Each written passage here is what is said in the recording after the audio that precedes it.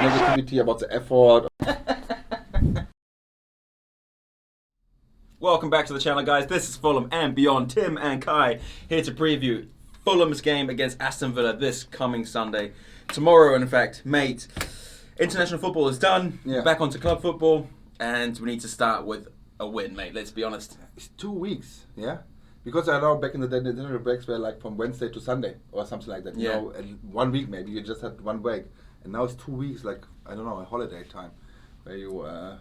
Yeah, because it's like 3 games Yeah. instead of like normally play 1 or 2. Like, yeah. Of course, I stretch it like the game as well. Yeah, and on Sunday against Aston Villa, like a surprising team this season. Yeah, probably. I would say Yeah, like because last year they almost got relegated. exactly. To be fair. Yeah. And when you consider their position now, they even like have like 1 or 2 games less. They're in in touch with the European places. Yeah, so It's a big game for them as well, to be honest. it is. If they're chasing European place, probably not Champions League, but they've got a realistic shot at the Europa League. The thing is, do they really? Of course, when you're in the position now, you always think about it. Yeah, but last year you got relegated. Don't be too. Yeah. Because the team didn't change a lot.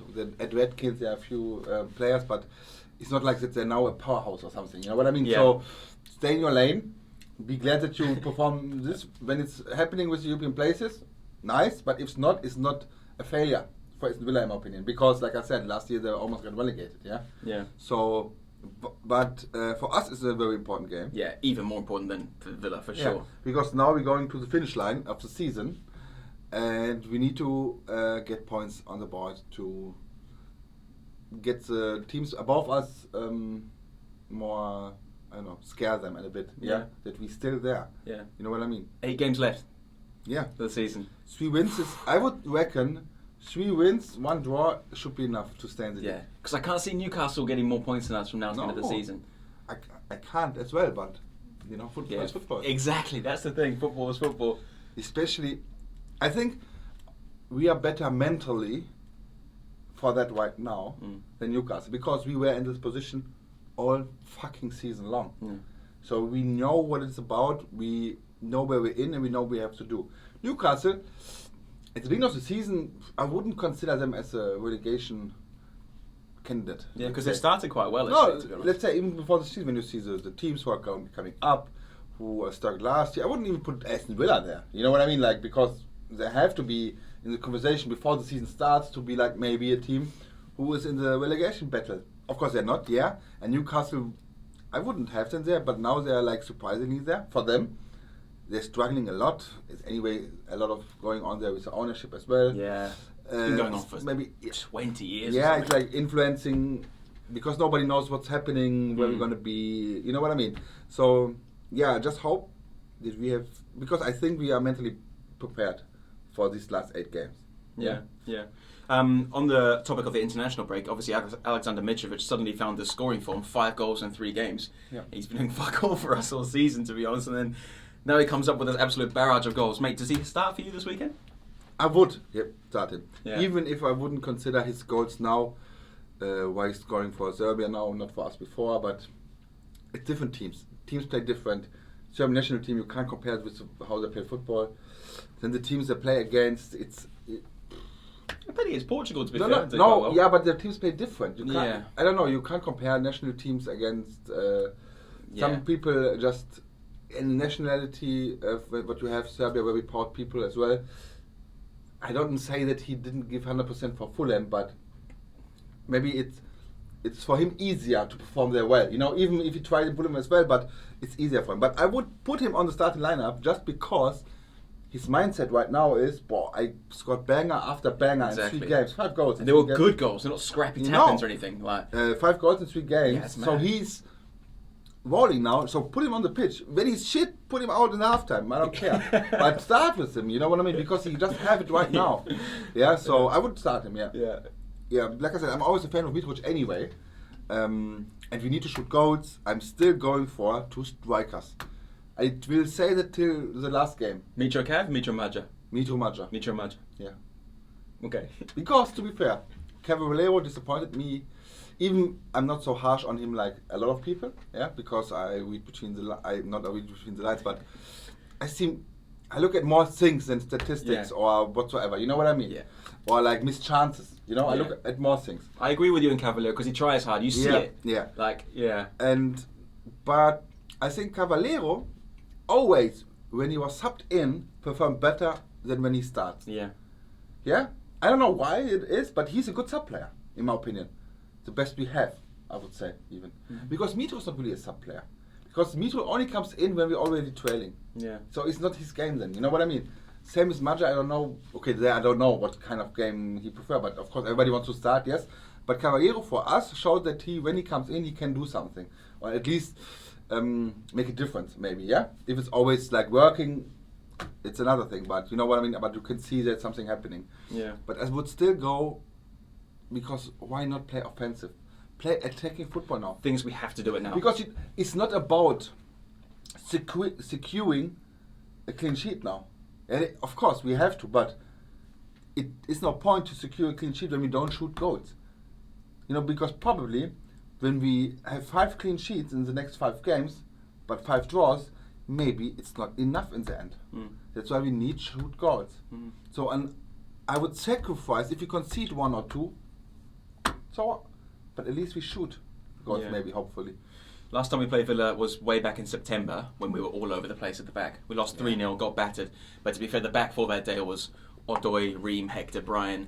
So it's completely changed now. So Villa know they're playing a different team. One player who played really well that day, though, back in September was Jack Grealish, and he might be fit again because he's been out injured now for about a month. And of course, it's just our luck if he's back fit again for us. He's a top player, mate. He is a top player. Why? Come on, man. Anyone who watches football knows Jack I don't say I disagree. I don't say, let's be clear, I don't say I disagree. I just want to hear Tim, why do you think Jack Grealish is a top player? Jack Grealish is a player who can influence that attack more than any other player in that team could. He's a crucial player for Aston Villa going forward. Okay, but when you consider that there are not many top players in the squad, it's not so hard to be a standout player when the other players are average. Yeah, but when you see the stats in the Premier League, because I know you're not a big stat fan, but I am. I like stats. But I like to see the most chances created in the Premier League is Jack Grealish. And the most fouled player is Jack Grealish, which means he's attracting the defender to them, gets past him, wins a foul, wins a free kick. It's about the fouls. Yeah. Oh, here we got dives. 90% of dives. Yeah, is it? No, come on. No, I agree that I think Jack Grealish is one of the best players England has, in my opinion. Not because he's the best player, just because they don't have this kind of player. Exactly. Yeah. No club has it, in my opinion. I don't know what kind of player he is actually. He's a maverick. He's not a like a Kevin De Bruyne, but he's also not a Mount, or you know what I mean. Or Sterling. Yeah, no, it's not. He's, in my opinion, he shouldn't even play on the wing. For me, he's a 10. He's deceptively quick, I think, which is why they play him on the wing. Because you don't actually think he's that fast. But can you imagine put this speed in the middle to go through, you know what I mean? With to options. go to the middle, not always on the side. You know what I mean? But it is working for him to play on the left. It's fine, yeah. I'm just saying, but Jack Grealish, when you get hard on him, he can be like, how do you say it? Put him off. One example, a recent example before the gym. Might as well rename this episode the Jack Grealish discussion, mate. But you just have to watch the game West Ham against Aston Villa, where Jesse Lingard outplay. No, I'm just not saying Jesse Lingard is better than him or whatsoever. Yeah. But Jesse Lingard, in that game, he does everything so perfect that Jack Grealish wasn't a factor in that game.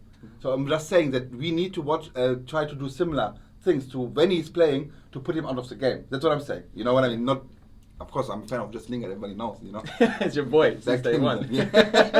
Yeah. No, but because even Jack Grealish was so annoyed from him basically because he just do basic things. He doesn't do anything special, but just like the small things to annoy player like Welch because he's like a creative mind. Yeah, and these players, when you annoy them, they can't play the best game. Yeah. Of course, many people try this always, but that is what separates you from the average creative player to a superstar, that you don't let the things that others do affect your game. Yeah, but right now, sometimes it still affects him. Yeah, but 2 years ago he played championship. Let's be fair. He don't have played constantly on a high level. Yeah, yeah. Now it will come now. Yeah, next year. I think this so. is Yeah, the beginning of it. Yeah. Yeah. So we will see what kind of player he is, because he's already 25 or 25, 26. Yeah. Yeah, but he still has potential. Yeah. But that's what I'm saying. Like, we just need to try to annoy him so much that he can't make his game. I know you're a big fan of him. Yeah, I'm a big fan of Jack Grealish. I'm just saying. Yeah. I don't say he's not a top player whatsoever. Like I said, I just wanted to hear your opinion why you think he's a top player. Because like everyone who watches the channel knows British media maybe a little bit, and some British fans as well. Because the hype train is so quick here. Yeah, because I especially see that because in Germany, sometimes I think, okay, this is too much in Germany, but when I compare to here, I think what they're talking about. Levels, bro. Whoa, I can remember one story when Chelsea fans maybe remember when Marco Marin from Werder Bremen went to Chelsea. The son or whatsoever was German Messi is coming, and I as a German think, who's Marco Marin? This is another one. Maybe I didn't know him. You know what I mean? Because in Germany nobody would consider him as top. He was in the World Cup team 2010, yes, but nobody would consider him like a top player. Yeah. You know what I mean? And the English media, I don't know, saw some videos from him when he was 12 or 13 where he dribbled through 4 defenders. It was, the German Messi is coming. And they put it on the headline. And everybody in England was, wow. And then he's playing and they say, shit, yeah, he is. But because he was before as well. You know what I mean? Because the hype is so quick. Yeah. That's why I'm always a little more, not suspicious, but careful to jump on the hype train. Conservative, mate. Yeah. You know what I mean? But it's like this, yeah? Yeah. Same with Leroy Sané, for example. Because I thought he would need more seasons to get adjusted to the Premier League, especially in the Pep Guardiola playing style. He didn't. So the hype was justified. For example, can go in the other direction. He's won titles. No, can go in the other direction as well. But I'm always like, of course, Jack Grealish, but Championship, Premier League, almost relegated. You know what I mean? Yeah. So he still has to prove himself, in my opinion. Yeah. All this discussion about Jack Grealish and we're not even sure he's going to play. I mean, he's only been back in training a few days. But no, but let's be fair, he's the best player on the squad. Even Sammy Watkins. Goalkeeper's good as well, Martinez. Yes, true. Great goalkeeper. And to be fair, of course we should maybe talk more about Fulham, but it is like the game and we need to prepare for our opponent. At the start of the new season, or in the transfer window, I was desperately wanted to sign Sammy Watkins for us, to be fair. Because at the point, okay, Aston Villa made it at the end, but I don't even know if we... I wanted to sign Watkins as to well, approach him? I don't know. We don't know what's going on, Khan dying. Yeah, it was like 30 mil or something. Yeah, but the thing is, I wanted him. Yeah. Because the type of player he was, in Brentford, outstanding, in my opinion, and I think his personality would be fit in Fulham as well. And to be fair, when you choose Aston Villa over Fulham, okay, I get maybe it's a different team, but at the point they were almost relegated, so they basically were on the same level than us when the new season starts. So it can't be like I have more chances for the international football or whatsoever. You know what I mean? Yeah. And that's a player we need to be very, very, very careful when he's playing. Yeah. Grealish and Watkins, deadly duo. Yeah, 100%. But you said we're going to win? You always say we're going to win. Why do I even ask this question? I win because now we need to take advantage out of the not cockiness, but the other teams. For them, we are relegated. Let's be honest. We have been relegated since day one, mate. Let's be honest. Yeah. When we lost to Aston Villa 3-0, we were already relegated. Even we closed the gap from 10 points to 5 points to even about one night 3 points or whatsoever. But we never went out of the relegation zone. The teams know they are. For them, it's like we played Fulham. You know what I mean? And that we need to take advantage of. We need to attack them. Because the defense from Aston Villa is not the greatest. Yeah. You know, they're definitely beatable, but we need to put them under pressure. We're doing well this season of Villa's defence, like Mings and Konsa, to be fair. But we can still breach them. I'm just saying, we need to put them under pressure. Because you need to force them to make mistakes, or because we have quick players like Maja. I hope the cover is fit again. I think he should be by now. Because I missed him a lot in the recent games, to be fair. Yeah. Look, man, you know, we have so much potential in the front. And I hope Mito, I don't know, that he just clicks it on. Yeah, I would love to see it. Maybe even assist Maja. That's why I want these two. Of course, you can argue then who we bring on when we trading. But then I still hope maybe the Coverweed or Caballero.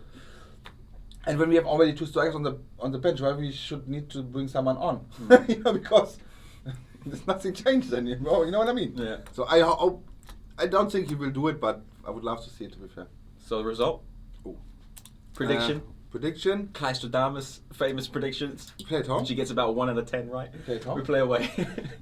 Villa Park. Away always better, so if we play at home, I would say draw, but we play away, where we always perform better. I say 2-1. Same. Yeah. You know what? I will predict the goal, but the goal scoring predictions are always only when they're starting. Yeah. Otherwise, can't blame me that I take. You know what I mean? Yeah, Because yeah. I think Mito will start just because of his recent form. Mito will score. Watkins will score. Yeah, okay. And then 90 minutes Caballero. 90 minutes, Caballero. No way. No way. Just to redeem himself. No. 90 minutes Caballero. Yeah, not 90. Let's put the minutes out, but I think Caballero will score when he comes in. That would be the ultimate scenes, mate. Honestly. I'm going to go 2-1 as well. I think we'll win 2-1. I think Mitro will score twice. Yeah. And Grealish. I like to see that. And Grealish for Villa. Yeah. Yeah, I think we'll be winning 2-0. I mean, they'll pull one back, but it won't be enough. 2-1 But for to be them. fair, you think he will start Grealish because I can imagine that he will not start. Just because they have the European places still inside. Now they play Fulham. So they, you know what I mean? Yeah. I don't think that it's easy, but to rest him now because he don't have any game practice. He just trained like a few days. Could come off the bench maybe after 60 minutes or Yeah, something. just to put him in rhythm for the next upcoming games for them. What's maybe more harder against bigger clubs like who are in front of them in the table. Yeah, but Would be good for us. yeah, honestly, this would be such a huge result if we can go to Villa and win because, like you say, we probably need realistically about 3 more wins. And we've got games coming up against like United. Arsenal's easy, bro, but you know, like Man United. And Arsenal the top team. Yeah, away to Arsenal, we're probably going to get 3 points, man. Probably. Let's be real. It's basically a home turf. Yeah. It's the Craven Cottage North, mate. Alright guys, let us know what you think. If Fulham go to Villa and win tomorrow. God, please, make my Easter Sunday so much more memorable. But we'll be back on Monday to review, obviously, the Aston Villa Fulham game. And then Tuesday we've got Champions League, mate. Well, maybe it's perfect. It is on Easter. Why? Wasn't this when Jesus came back? Like, yeah, it was Jesus. why you say it like when he stands up again? Yeah, risen from the Resurrection. Yeah. No. How you say it? God, what is that word? You're English, Bob. Yeah, very poor. Reincarnated. No? Yeah. Reincarnation. Like we do when we get out of the relegation zone. Yeah. Mitro comes back reincarnated, mate. We'd love it. It's a story for a film, I would say.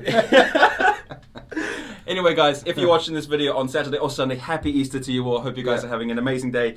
And we hope Fulham get the win as well. And as I said, we're back on Monday to review Aston Villa versus Fulham. And also on Tuesday, we'll be dropping the Champions League prediction. Yes. Because Champions League is back, baby. Oh, it's lit. It's going to be lit. I can't wait. Anyway, guys, from myself, from Kai, happy Easter. Thank you so much for watching. We'll see you in the next one. Bye-bye.